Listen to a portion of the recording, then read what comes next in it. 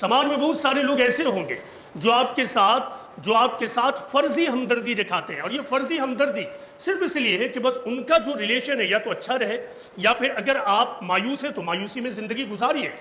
مثبت سوچ کا مالک انسان ایسے فرضی ہمدردی دکھانے والے لوگوں سے دوری بناتے ہیں، اور جب بھی ایسے فرضی ہمدردی کا اظہار کرتے ہیں تو وہ کہتے ہیں کہ اٹس لا آف نیچر، یہ ہو گیا، یہ قانون فطرت تھا۔ کیوں؟